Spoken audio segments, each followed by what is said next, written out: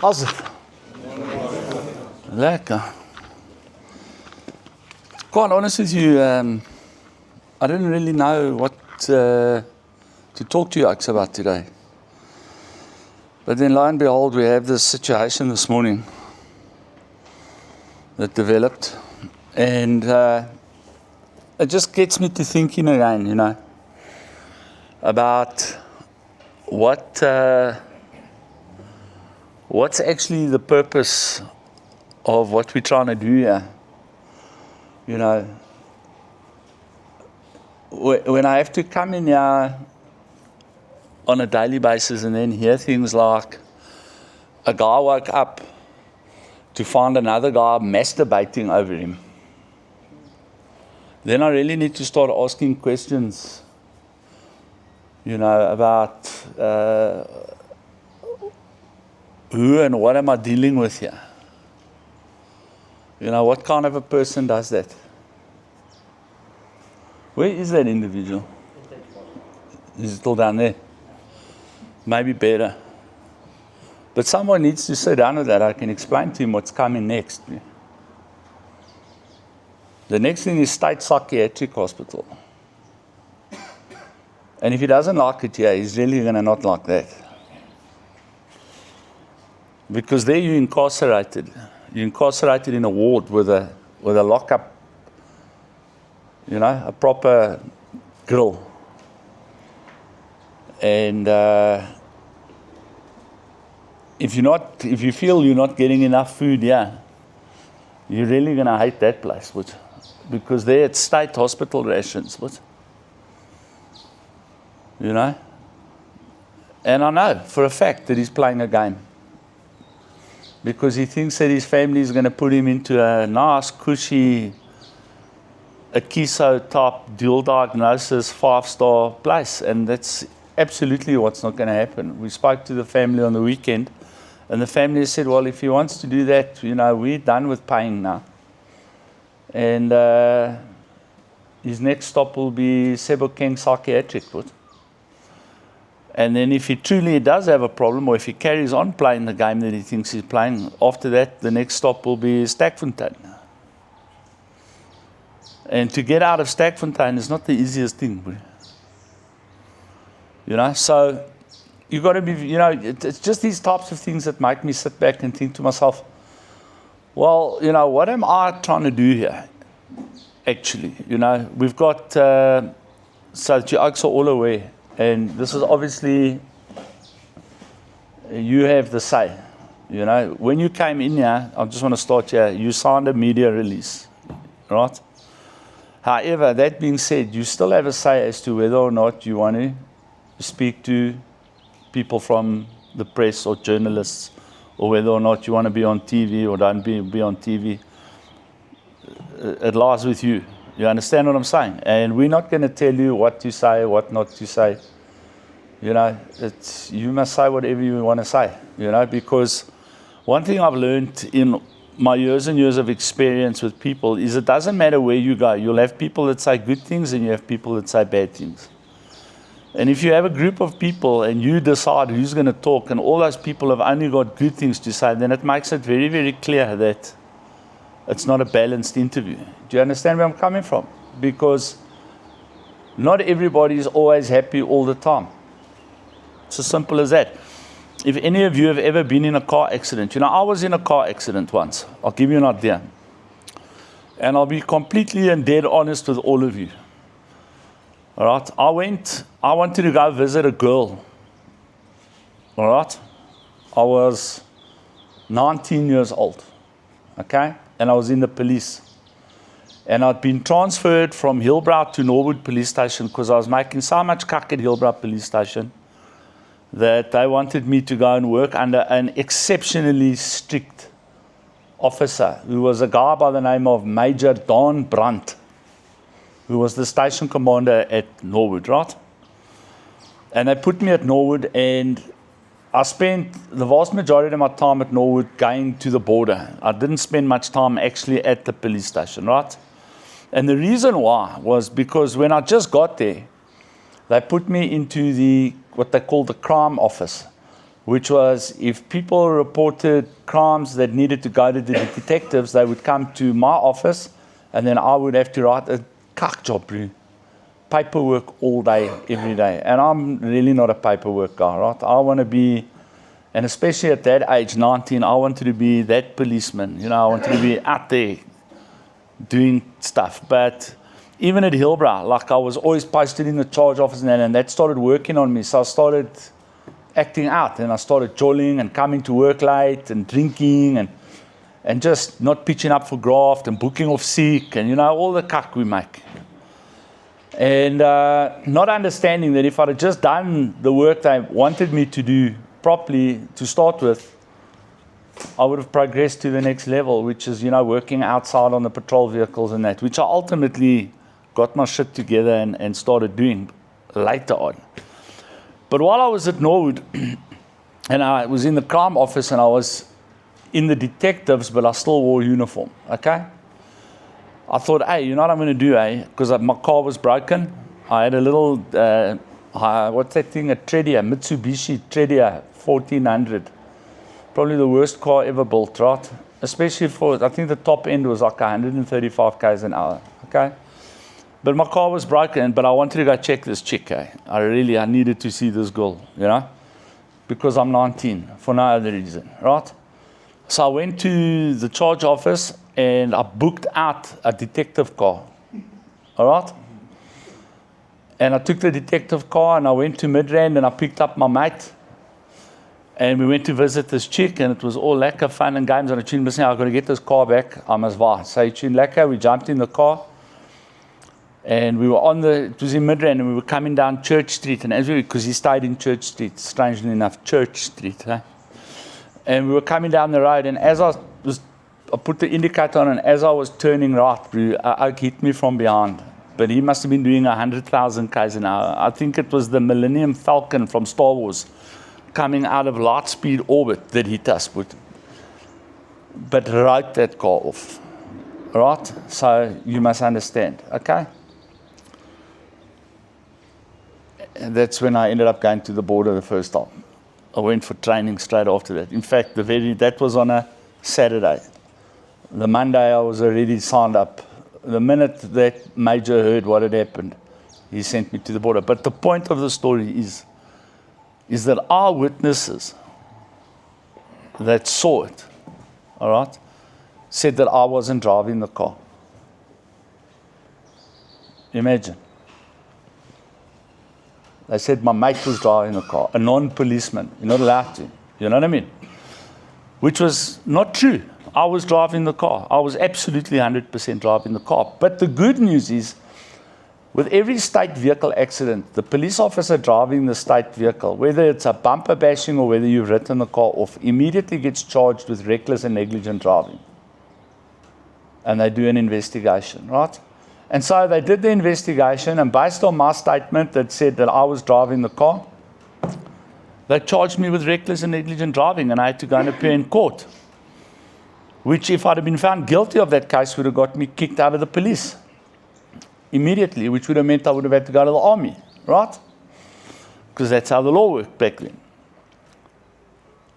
But when they started bringing the witnesses, and the witnesses started saying, no, he wasn't driving, the other Oak was driving.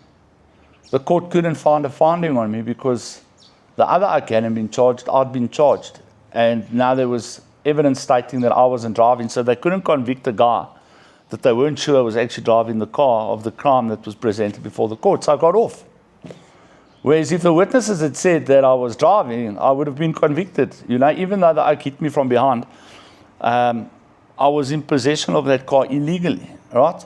And then they also charged me with use of vehicle without owner's consent, which I also couldn't prove because I was a police officer. I had my police state license. Therefore, I was allowed to drive police cars. But the fact that I booked the car out is not use of vehicle because I'm a cop. So I got off all those cases, but they went on my private things. But the point is this, is that the witnesses, different witnesses that all saw the same event, came to a different conclusion. And it's the same with anything. If you come into an establishment, any institution, you can go anywhere you want. We can go to a 5-star rehab now. I promise you, there's people in that 5-star rehab right now that aren't happy. They're not happy. They've got a complaint. There's always a complaint. There's always people that just aren't happy with anything ever, no matter where you take them, right? So I accept that. You know what I mean? And this is why you'll see more and more. You know, we have been doing it now for a long time. Saw it this morning with this gentleman. Took him in, tried to counsel him, tried to give him the realities of his life, tried to show him, point him out where he's doing wrong. Got his family on the line. The family told him the same story. You know, literally, he's walking out of the gate to nothing. You know, his employers have told him if he leaves, he's no more employed. He's got a disciplinary hearing, I think, on Wednesday. When's his disciplinary hearing?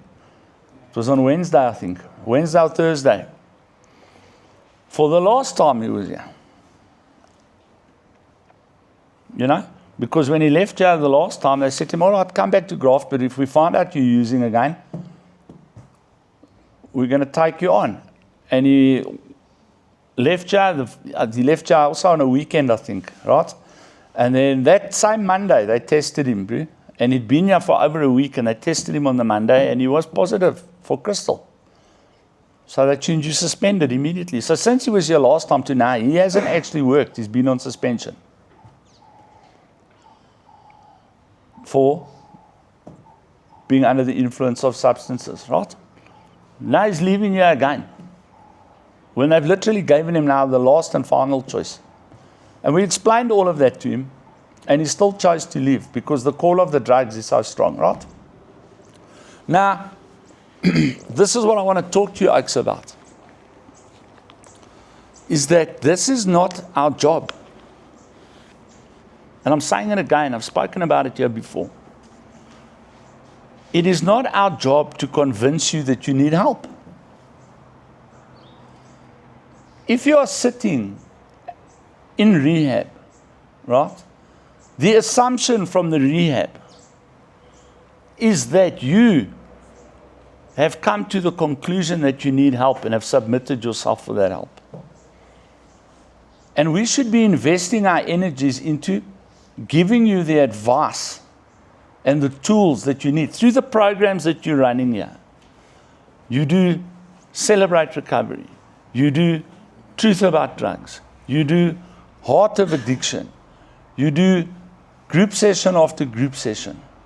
You do private sessions with a social worker and often with the guys that work here. You walk in the garden, you talk to them on workstations, they give you advice in how to best combat that's counseling. That's the best place to do counseling, is when we're all grafting together and you say, listen, yeah, I've got a problem, can you help me? And I say, all right, what's the problem? You're busy, I don't know, sawing something, digging something, I don't know, whatever you are so busy with, working in the kitchen, whatever it is that you're doing as part of the occupational therapy, right? You'll grab it, push it close. And, Laka, thank you. And, that's when we can help you, is when you've submitted yourself to the process that is required to rehabilitate you. Now you'll see. Things are getting quieter here. They're definitely getting quieter. Now, I'll tell you when they'll start getting busier. The minute the sunshine goes away, and the birds start flying away, and the leaves start turning brown, and the cold starts stepping in. That's when we'll get busy again. Because then, the guy that's on the street is starting to feel the results of addiction. In other words, he's freezing his ass off, he's got nothing to eat, he's got nowhere to go, and then he goes and knocks on someone's door and says, please help me. Because he's looking for a warm place and a place to sleep and a couple of meals. And then we start getting busy again. And we stay busy right up until the end of winter, usually here about August, and then the oaks start getting itchy feet again because now it's getting warm and Christmas is coming closer and da-da-da-da-da-da-da. And then the oaks start leaving again. Then just before Christmas, November, beginning of December, in the last 3 years, we've started pumping again because now the families look at the addict that they have to deal with and they want to go away on holiday. They want to spend their Christmas bonuses. They don't want any headaches while they're gone. They don't want their houses broken into. They don't want the police phoning them when they're down in Hermanus. And they say to the guys, listen, we need you to go to rehab, and they start taking the steps they need to take to put the Oaks back in rehab. And then the Oaks come into rehab, and then, just after Christmas, just before, about the 24th, 23rd, then the Oaks want to get out because now they think it's Christmas parties and New Year and party, and then you have a couple of Oaks that start getting, club feet.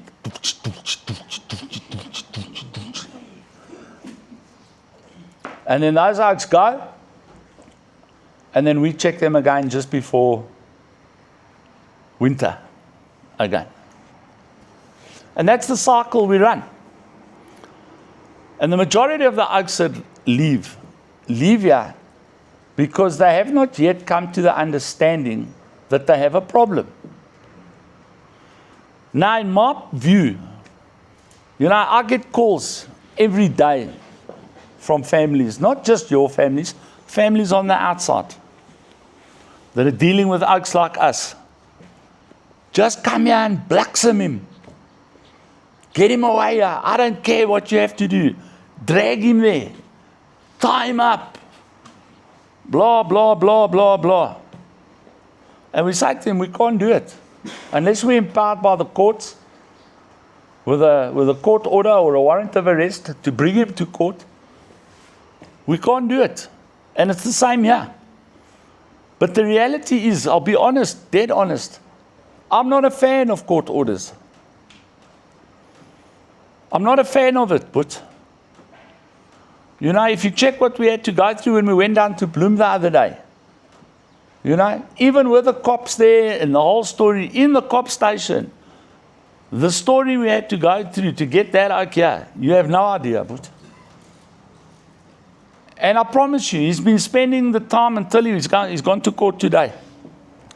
He's been spending the time till today putting together his story of what he's going to tell the court so that he can get out and so that he can go back to exactly where he came from.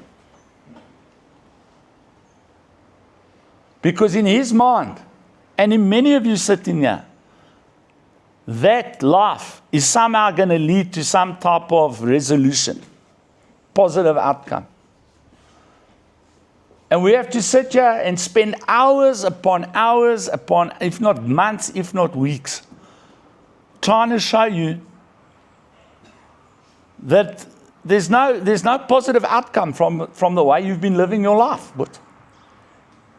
And that's not what we're supposed to be doing here. What we're supposed to be doing, as I've said, is presenting the program to you so that you can absorb that stuff, so that you can use what you learn here in order to empower yourself, in order to make something of your life. Now, that's where the words mean something. What does make something of your life mean? And I'll break it down for you, very simply put.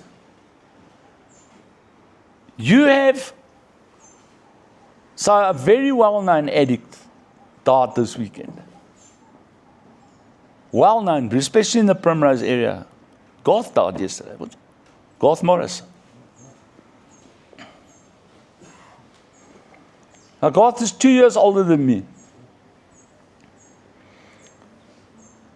But he's been on and off the drugs for years and years and years. And it ultimately took a toll on him. He's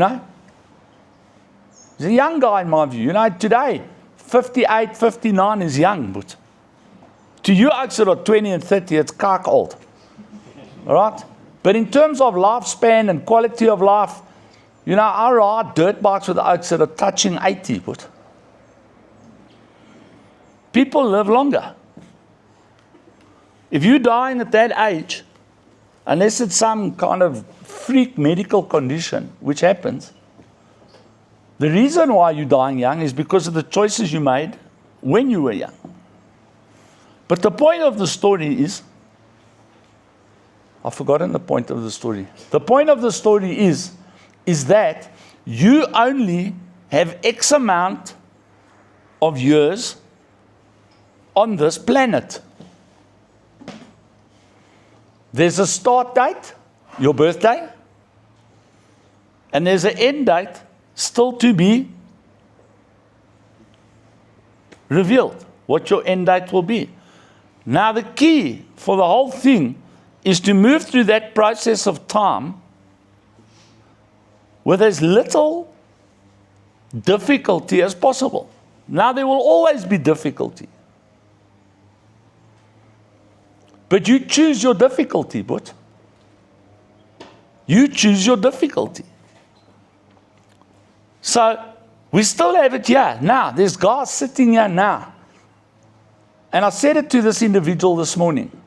I said to him, the problem is here that it's easier to fail and blame than it is to succeed.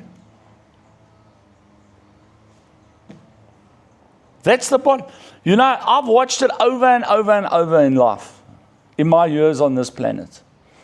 I've seen people born in abject poverty.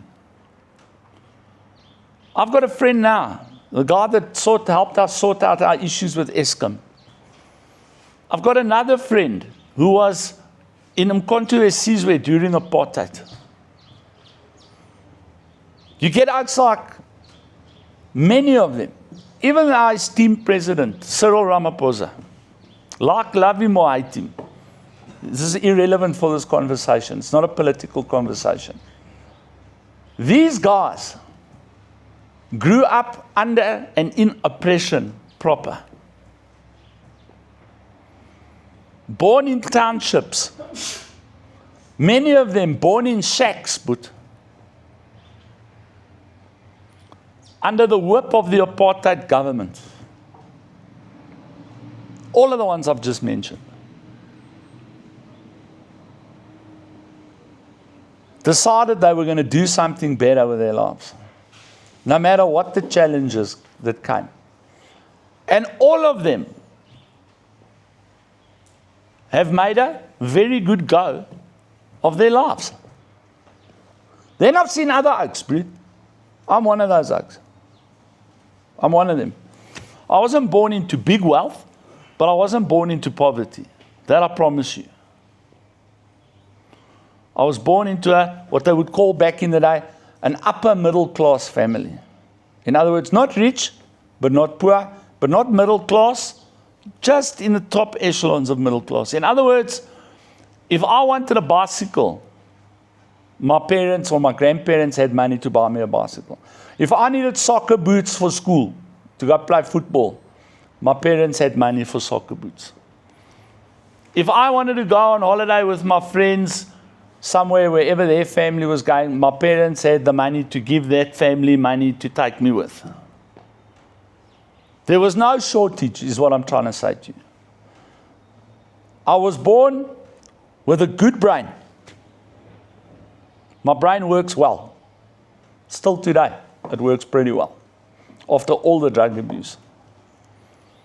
I was given opportunities at education. Some I had no choice. I took them because I had to go to school. It was the law. But when I came out of school, I had the opportunity that I turned away to go to university and study. Right? In other words, I grew up privileged.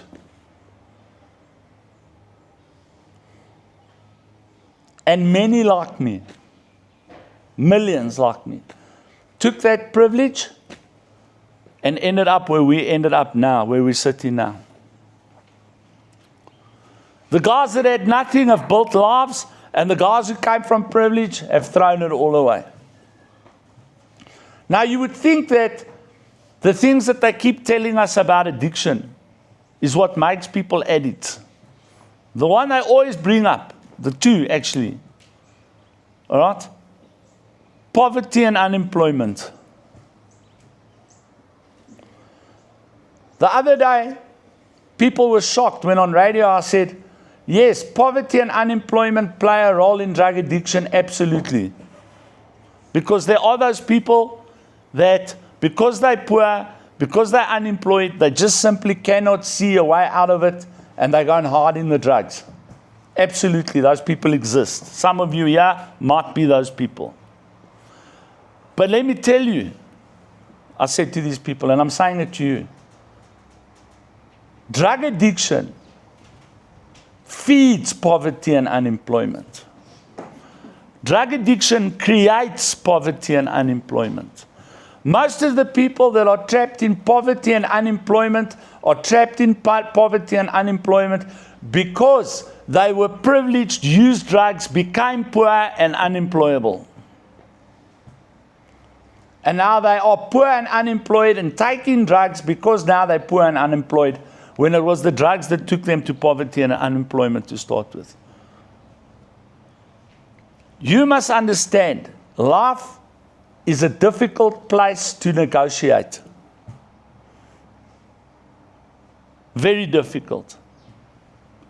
Every single day, there's more challenges, new things that come into your life. We had a guy on the weekend, Saturday, also I believe it was either Friday night or Saturday, who was implicated in this whole Madlanga thing. A white guy who was involved in all kinds of cuck with the EMPD. He shot himself at a petrol station.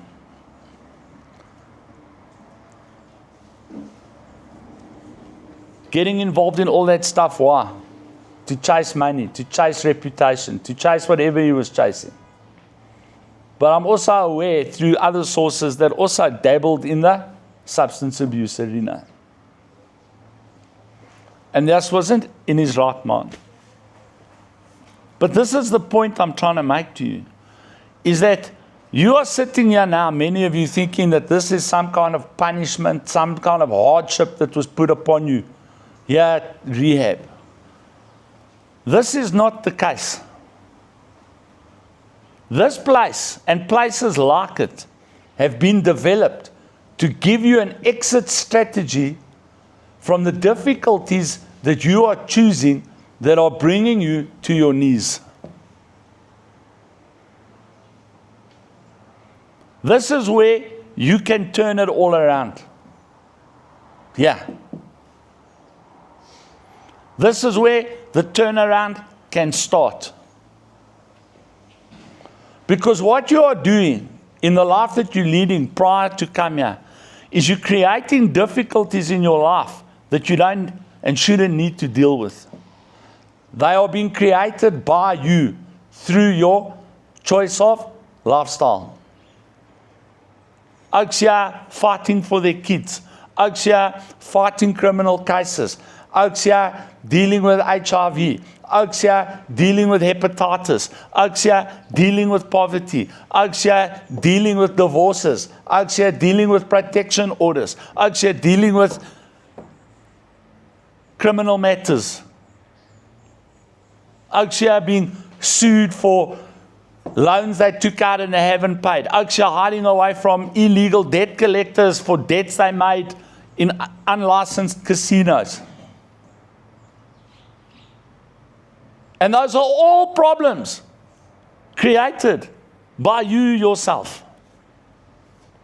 You created those problems, and then you get upset. This is the thing that really is the illogical portion of it. Another part of the illogical portion. You get upset when people don't value or listen to your opinion. Why would people listen and value the opinion of a person that has unnecessarily created all these difficulties for themselves? When you correct your life and you negotiate all those difficulties successfully that you created, you get through them, you put them to bed, and now you're moving along that correct trajectory of a good life, a life worth living. Then your opinion becomes valid because there's millions of people that want to know from you, how did you do it? How did you do it, bro? How did you go from that way of thinking, that way of living, creating all those difficulties to living the way you're living now. How did you do it? Well, some of the guys will say, I threw a tantrum like I always do. You know, the thing that people like that need to understand. I spoke this out also on radio last week. Stop living in false expectation, my put.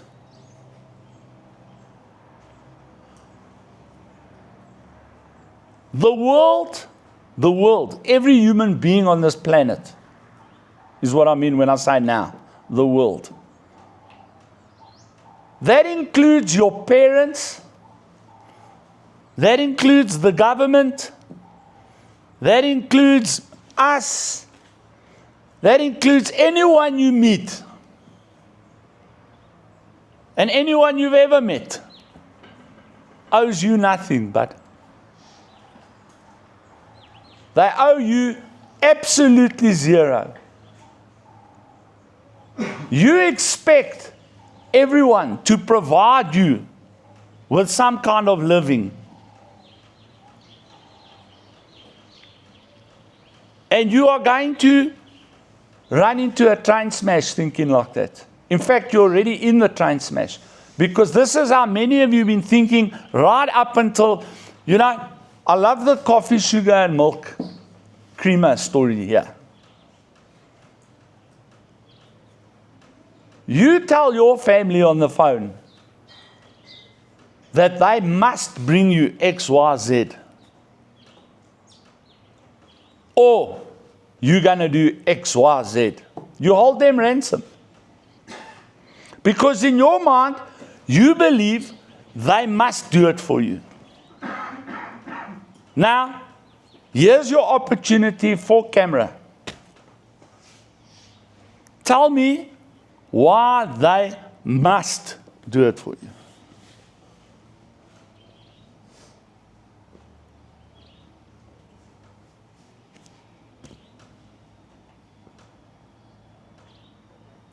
You're all grown men, yeah?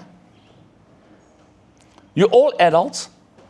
You're all mentally and physically able to provide for yourselves. Every single one of you. So why is it that it becomes the arena of responsibility for other people to provide you with that?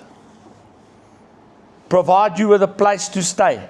Provide you with a contact to get a job. Provide you with a job. Provide you with this. Provide you with that. Why must they do it? And when that little pill lands in your brain, you will start, it's got to land though.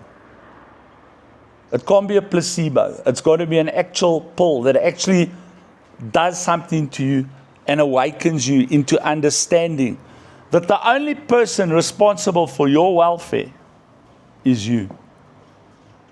You, but. And when you realize that, I have this joke with him there, I don't want to mention his name here, who says that someone in his family has to provide him because this person is married to his sister. It's due to him. No, it's not, but he didn't marry you, bro. And I'm sure, if you're willing to provide for him what your sister provides for him, especially in the bedroom, that he will really be willing to provide for you what he provides for her.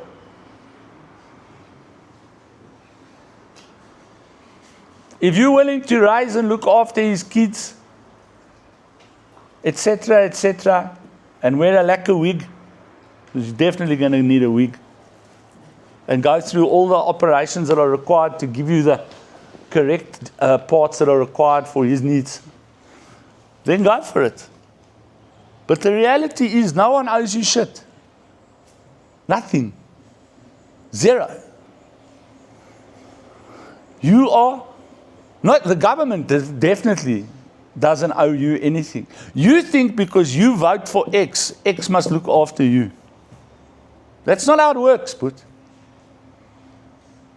the only role of government, no matter what government you go to in the world, they've got one role: to provide the platform and opportunity for you to look after yourself. That's their job. The role of other people in your country that do work and do pay tax, it's not their job to look after you, bud. Their job is to look after themselves, look after their families, and because it's law, provide a certain amount of government so that the government can run the country in order to provide the platform and the opportunity for you to do the same.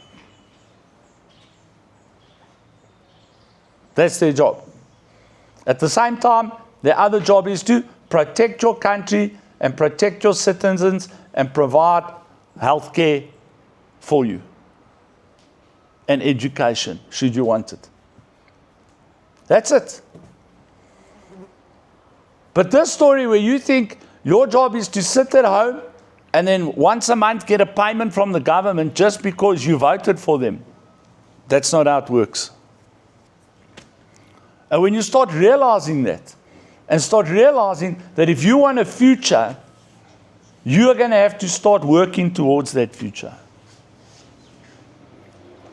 So that you can come to the end of your life, this little short space of time that you've got here, and you can look yourself in the mirror and you can say, I provided for my kids. I created enough wealth that I can leave something for them as a kickstart for them to go into their lives, whether it be a piece of land, whether it be an inheritance, whether it be a car, whatever it is that you've built, that you're leaving behind for your children. And then their job will be to take what you've left behind, not because it's owed to them, but because you decided that's where it should go, to give them a kickstart.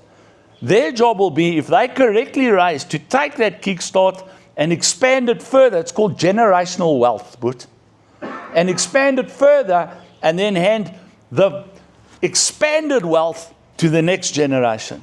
And then their job will be to do the same. And that is why you have families like the Oppenheimers and the Musks and the Herzovs and etc., that have built up these massive empires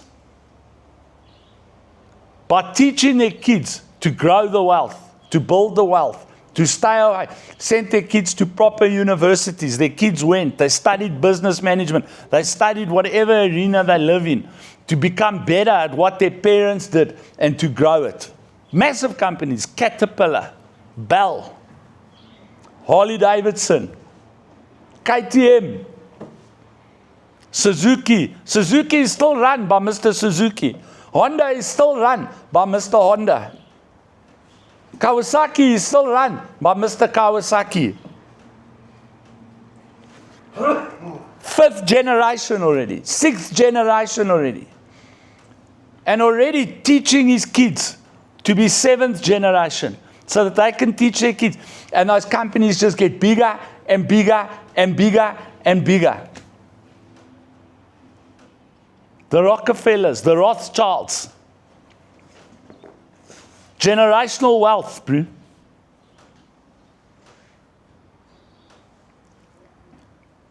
They don't just take the wealth and see it as a way to buy a new this and a new that and spend it on jewels and spend it on foolish behaviors, creating more and more problems for themselves. And when you start understanding that, you'll start changing the way you think. You can get nowhere. You might be living in South Africa where you can get away with doing piece jobs because the government calls it job creation, mowing lawns and cuck on the side of a road.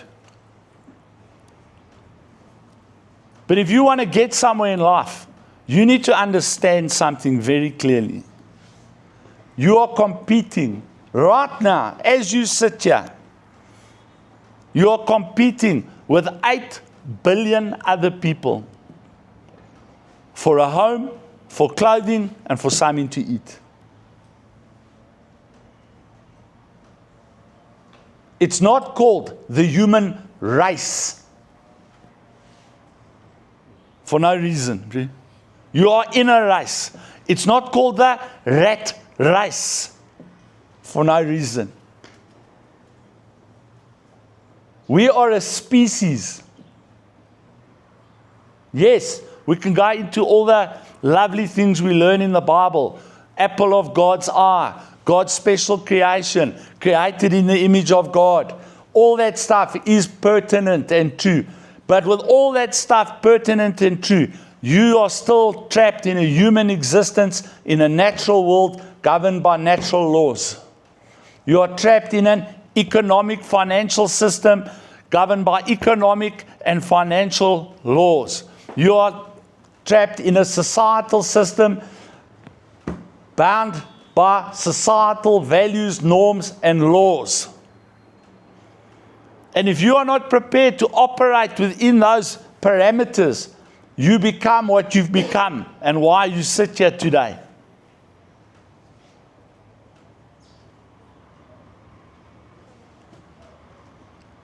And that's just a fact. Now you can continue taking drugs and escape this reality, which is what you've also been doing for whatever reason. But while you're sitting on your ass, escaping reality, other people that are competing with you are moving forward and growing their lives, growing their wealth, and providing for their kids and providing a future for their kids. And you are then sentencing your kids to a retarded start where other kids are getting a head start. Why?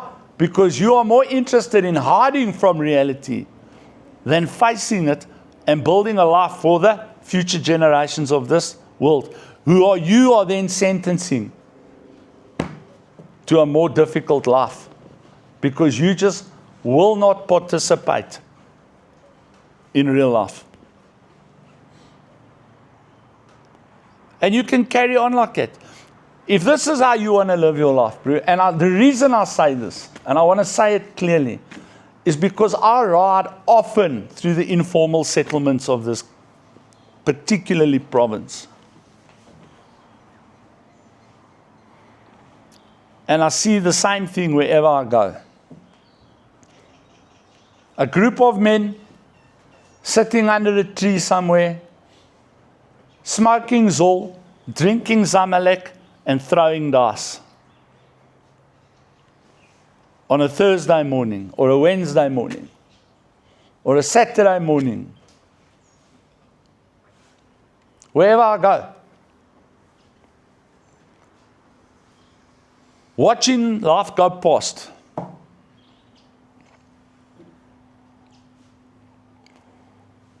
Not going anywhere. Refuse to pick up a book. Refuse to do anything that can expand their minds and grow them as individuals. Because it's too much effort. It's too much effort to do Celebrate properly. It's too much effort to do Truth About Drugs properly. It's too much effort to ask for help and sit down and follow through with the help that you're being presented with. It's too much work. It's too much work to do 2 hours a week in the garden or 4 hours a week in the garden. It's too much work to do anything except sit in the smoking pit, smoke, and wait for visits, and wait for tuck shop, and wait for this, and wait for that to come and land in your lap. It's too much work. And then get angry when 10 years from now, you're still nowhere with nothing, and you're watching people drive past you in new cars. Watching people move into nice new apartments, nice new houses. Watching people go overseas and go on holidays. Watching people looking after their kids at sports matches and that. And then you get bitter and you get angry. Because they have what you don't have. But you're not prepared to do what they were prepared to do to achieve what they have achieved. This individual this morning, when he got here last week, he said, I'm staying long term. I said, really? That's good news. How long is that? No, 28 days. I said, my boat.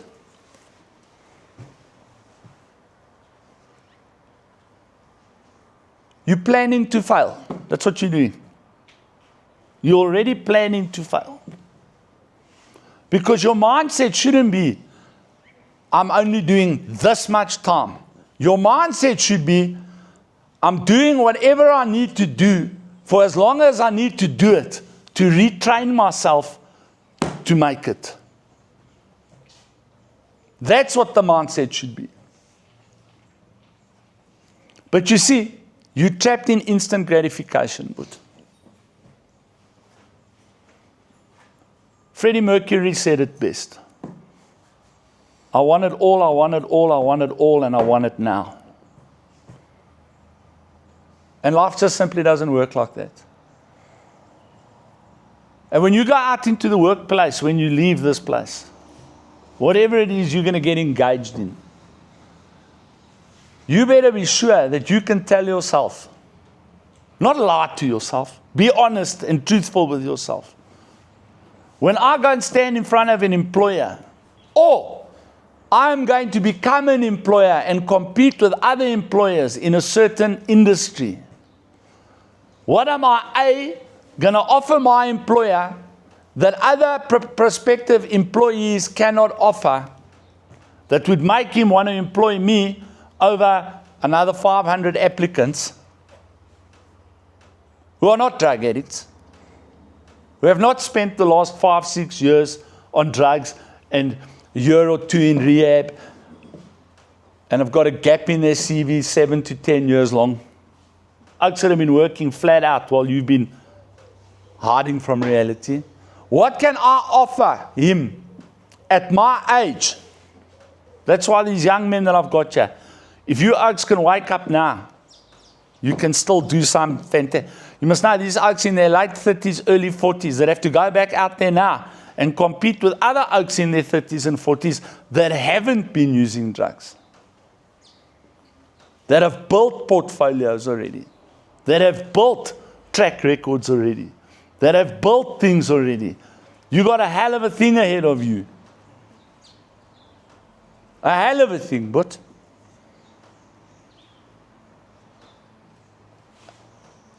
you seem to think, many of you, on that point, that when you leave here, because you've now decided to change your life, that the whole world is just going to throw open the doors for you.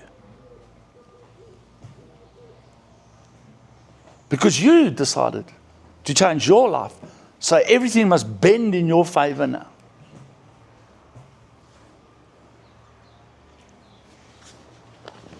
I'm going to go back to that YouTube post quickly. So I put up a video, and I'll close with this, and I want you oaks to put this in your heads. I'll get my phone, it's not loaded on my laptop. Please, Japes. You better start realizing what the realities are. And whatever you're doing here, whether you believe it's good for you, whether you believe it's benefiting you or not, my advice to you is when you look at it and you really don't like it, is when you need to work hardest at it. Because it's not doing the things that you like. Ask bodybuilders, ask boxers, but ask athletes, any athlete. The Roof of Africa off-road event is 3 days of cucking off in the mountains. That's what everybody sees.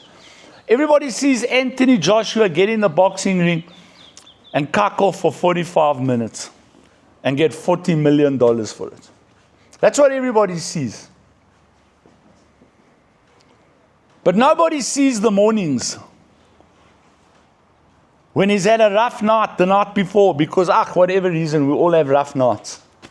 Couldn't sleep, your mind is going mad, your kids are bothering you. And he still got up at 4 o'clock in the morning and went to the gym. and did 2 hours training and came back later that afternoon and did 2 hours on the pads or whatever they were doing every single day for the last 20 years. We don't see that. We just see the 45 minutes and the $40 million. We don't see the amount of punches he took from the time that he was a kid to the time that he stood in front of the world champion to fight for the world championship. We don't count those punches that he took. We don't count all that hard 20, 30 Ks a day road work that he did. Not eating go slows and slap chips and Steers burgers, eating grass and tasteless food for years upon years upon years to keep his body in prime condition so that he could get to the point where he's now qualified to fight for $40 million. We don't see that. We want the 45 minutes and the $40 million. We want to be Jake Paul that goes on YouTube and challenges all these top boxers and then makes millions out of it. We think that, Jake Paul did it the easy way. Have you watched Jake Paul train? Have you watched what that oak has gone through to get even a tiny smidgen of credibility in that world? And people are still laughing at him. Yet he's faced some proper oaks. Because he hasn't done it the way that is the respected, recognized way of getting to that place. You think you're going to go out to the petrol station today and you're going to win the lotto. You're going to buy a ticket and you're going to win 68.9 million rand. Right? And now you win it.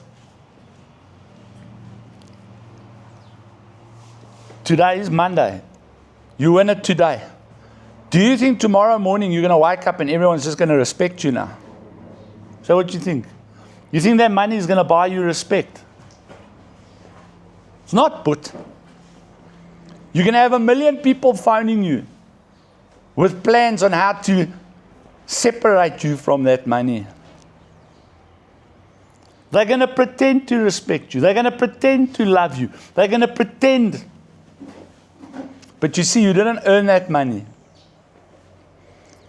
And I guarantee you, in this group here, 99.9% of the people sitting here, before the end of the year, that 68 bar will be gone. And we'll be poor again. Because you haven't done the hard miles, bro, to get where you need to get. I'm going to close with this. And it's going to be a downer. You must have a downer because I'm having a downer. Nothing worse than coming in here and having to deal with something like that. With someone who not a week ago was crying like a baby on the telephone. Like a baby, but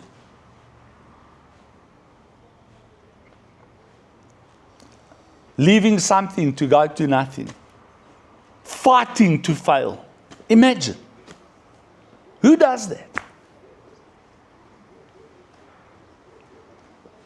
Pastor Sophus always used to tell us, who of you actually been in a proper go, like outside a jail and got a hiding? Got a hiding, eh? Yeah, me too. Twice. Twice in my life. Is it twice? Yeah, twice. Got a proper hiding, twice. Did you wake up the next morning with your black eye, your fat lip, all the bruises on your body after you've been kicked soft? Did you wake up the next morning thinking, that was a good roll. I feel great. Then why are you doing it now, but? Your addiction is beating you up and you telling everyone life's fantastic. And that's what we were taught when I was in rehab. No one wakes up after getting a hiding and thinks that went well.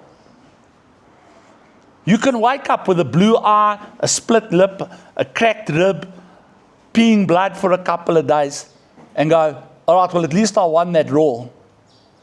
So this is worth it. Because I still won. You know what I mean? I caught the shots and that. Like my friend Chaz Wasserman said, he just had a bare knuckle go. He won again. But he looks like I hit him with baseball bats, but he's like this, bro. And he put it on his Instagram and he tunes. Looks bad, eh? You should see the other oak. He's still, because he won. So it's worth it. You know, those are almost trophies, those marks and scars. It's proof that I won this the hard way. You know what I mean? But the other oak's not posting on Instagram, but because he looks worse and lost. He didn't have a good fight. You with me? Choose your fight, brute. And choose whether the scars that you're going to carry after it are worth the effort. This oak writes this. I put up a whole thing about this battle that we fought. I did it last week already. And then I answered this. Does everyone understand Afrikaans? If not, someone can translate for you into Portuguese. Drugverslaafdes. Ek voel niks vir hulle. Grootste skelms wat daar is. Hulle kom nooit ooit weer reg nie. Keer altyd weer terug. They always go back. Some random oak commenting on my video. Moet hulle soos porselein poppies hanteer. Would handle them like little porcelain dolls. Otherwise I get upset. This is what he says. I'm going to say it. Sorry, I won't say it. Kan F all vir hulle sê. Say nothing to them, F all to them. Anders gaan hulle weer terug.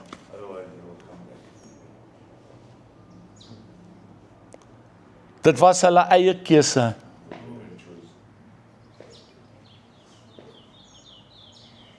That's what the world generally, unless someone has had someone in their family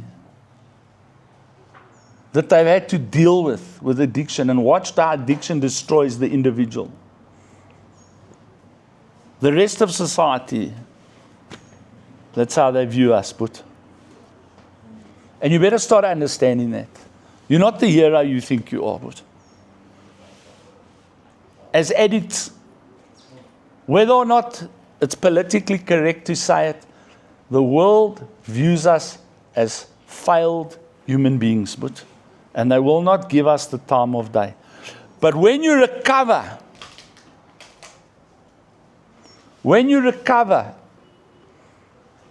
and you start showing the fruits of recovery, and you start building your life coming out of that, the same world that wouldn't give you the time of the day regards you as a superhero. Amen. Because so few people manage to do it long term.